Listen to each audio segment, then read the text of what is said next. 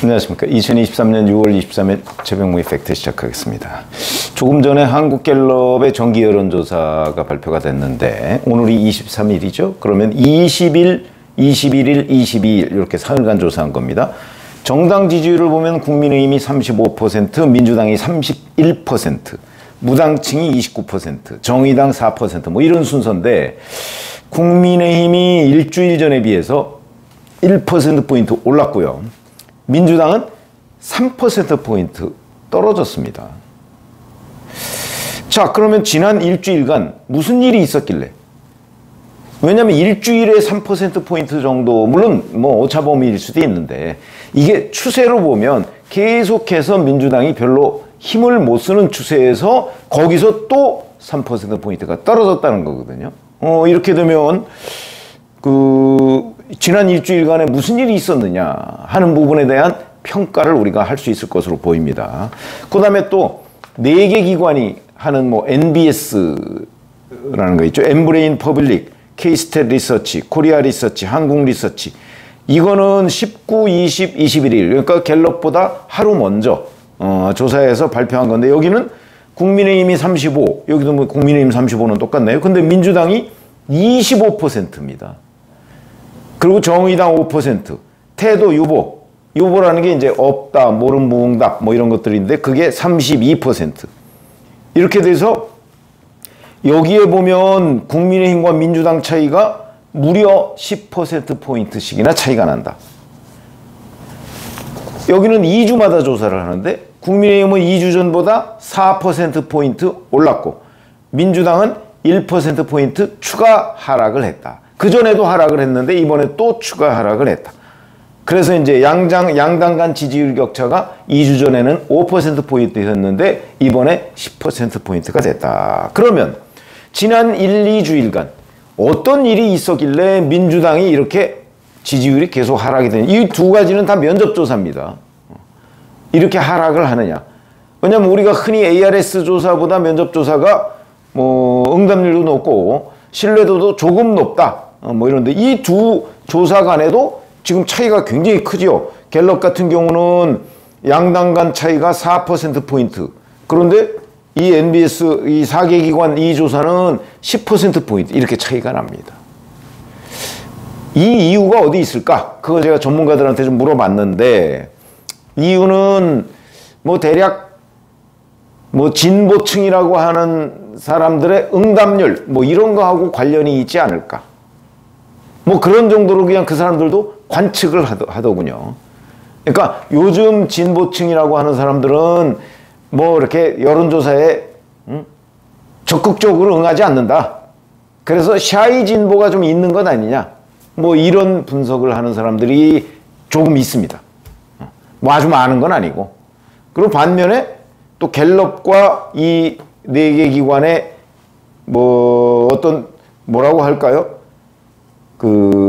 갤럽은 자기 혼자 단독으로 하는 거고 이 4개 기관은 돌아가면서 하는 거기 때문에 약간의 뭐 어떤 오차 같은 것이 생길 수도 있다. 그래서 뭐 어느 기관 거를 더 신뢰하느냐 이거는 또 전문가들에 따라서 좀 차이가 있습니다. 나는 뭐 갤럽을 더 믿는다. 뭐 나는 뭐 이 엠브레인 퍼블릭 K-스탯 리서치 뭐 여기 이 4개 기관 걸 더 믿는다. 뭐 이런 데도 있고 뭐 여러 가지 다양한 분석이 있는데 여하튼 이런 데에서 공통점은 지난 1, 2주일간 무슨 일이 있었길래 민주당 지지가 이렇게 떨어지느냐. 지난 1, 2주일간 보시죠. 자, 우선 윤관석, 이성만 의원 민주당에서 탈당했지만 이 두 사람의 체포동의안이 부결된 일이 있었고요. 그 다음에 김은경 혁신위가 출범했습니다. 그 다음에 계속해서 그때부터 후쿠시마 오염수 공세를 민주당이 퍼붓고 있고 최근에는 뭐 수능의 킬러 문항 이 배제를 지시한 윤석열 대통령에 대한 교육정책 공격에 나서고 있습니다. 그런데 물론 상황을 좀 더 지켜봐야 되겠지만 근데 가장 뚜렷한 변화는 역시 윤관석, 이성만 체포동의안 부결 그 이후 김은경 혁신이 출범 이건데 그럼에도 불구하고 민주당 지지율이 떨어지고 있다는 거죠. 그거는 이 두 가지 사태에 관한 일반 국민들의 평가가 별로 그렇게 좋지 않다. 또 부결시켰어, 체포동의안, 방탄정당, 뭐 이런 거고. 뭐 그것 때문에 아마 이재명 대표가 뭐 불체포 특권 포기하겠다, 이거 월요일에 교섭단체 연설에서 밝혔죠. 그런데도 화요일부터 조사한 갤럽 조사에 오히려 민주당은 떨어졌다. 왜냐면 그거를 뭐 믿을 수 없다, 이런 층들이 워낙 많기 때문 아닌가, 뭐 이런 생각이 들고요.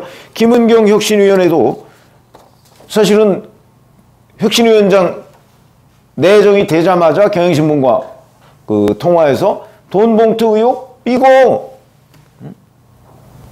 만들어졌을 수도 있다, 조작될 수도 있다, 뭐 이런 발언을 한 것이 알려지면서 이거 혁신이, 더군다나 혁신위원 명단이 발표되니까 이거 친명이다, 전부 다 친명이다, 이렇게 되니까 결국 혁신위원회가 이재명 대표의 아바타가 된 것 아니냐, 이런 지적 때문에 전혀 국민들한테 공감을 못 받고 있는 것 아니냐, 이게 이제 여론 전문가들의 분석입니다. 그래서 그 결과 지난 일주일 내지 2주일 동안에 민주당 지지율은 민주당 내에서 이런저런 지지율에 영향을 미칠 만한 변수들이 있었음에도 불구하고 떨어진다.